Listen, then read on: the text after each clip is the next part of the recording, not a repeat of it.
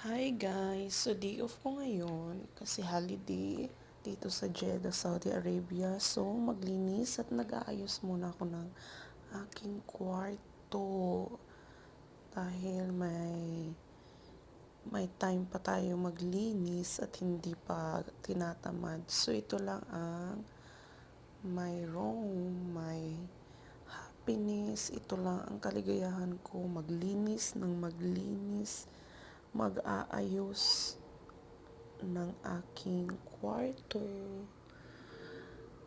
Malinis na siya ngayon. Ngayon lang ako nagkaroon ng time para maayos yung aking munting kwarto.